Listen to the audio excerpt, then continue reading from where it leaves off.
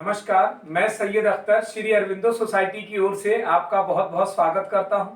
हम आज शिक्षा में शून्य निवेश नवाचार कार्यक्रम ZIIEI द्वारा संकलित एक रोचक नवाचार के बारे में आपको बताएंगे।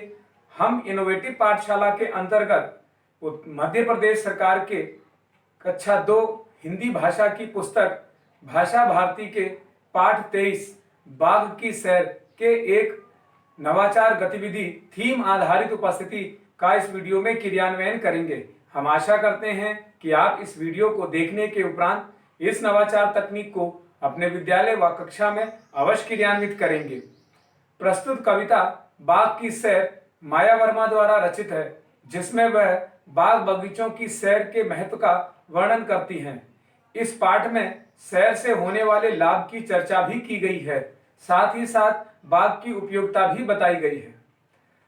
इस नवाचार की नवीनता यह है कि थीम आधारित उपस्थिति, जिसमें छात्रों की उपस्थिति दर्ज कराने का अनोखा तरीका बताया गया है। इसमें पाठ से जुड़े शब्दों को रोल नंबर के स्थान पर बोला जाता है, जिससे कि पुनः अध्ययन के अंतर्गत पाठ को लंबे समय तक याद रखना आसान होता है।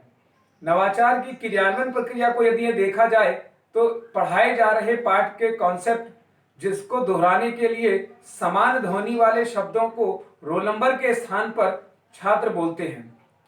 इस नवाचार की एक विशेषता यह भी है कि इसमें किसी भी प्रकार के पूर्व प्रबंधन करने की कोई आवश्यकता नहीं पड़ती, परंतु इसे क्रियान्वित करने के लिए कुछ निर्देशों का पालन अवश्य करना पड़ता है।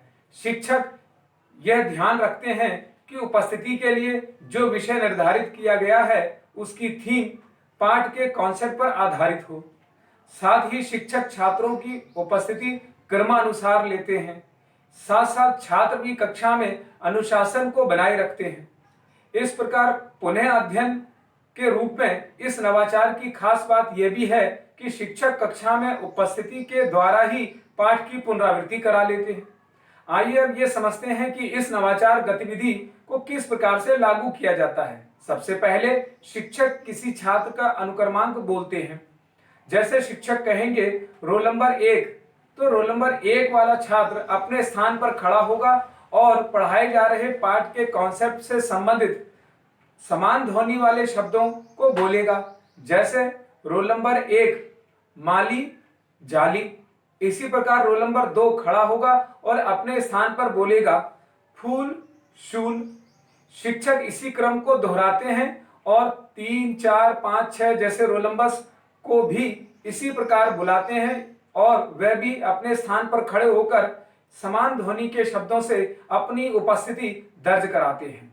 इस प्रकार शिक्षक अंतिम रोल नंबर तक इस प्रक्रिया को जारी रखते हैं।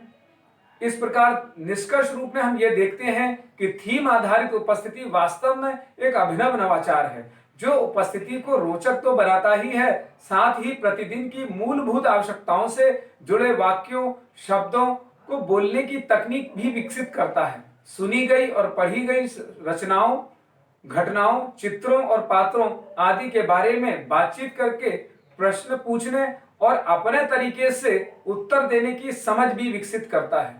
इस नवाचार से सभी छात्रों की भागीदारी भी सुनिश्चित होती है और छात्रों की रुचि भी बराबर बनी रहती है। इस नवाचार में NCF 2005 के सभी उद्देश्यों को ध्यान में रखा गया है। साथ साथ ये विशेष आवश्यकता वाले बालकों के लिए भी बहुत उपयोगी है। इस नवाचार में PRT अनुपात का विशेष ध्यान रखा गया है। यह नवाचार आपको कैसा लगा? हम ऐसे कई दिलचस्प नवाचार आपके लिए लेके आते रहेंगे। आपसे अनुरोध है कि आप हमारा YouTube चैनल सब्सक्राइब जरूर करें। अगर इस वीडियो को आप Facebook पर देख रहे हैं तो हमारा Facebook पेज लाइक करना ना भूलें। नीचे दिए गए लिंक पर जाकर इनोवेटिव पाठशाला ऐप को भी डाउनलोड कर सकते हैं और इस वीडियो को देखने तथा लाइक करने के लिए बहुत बहुत धन्यवाद।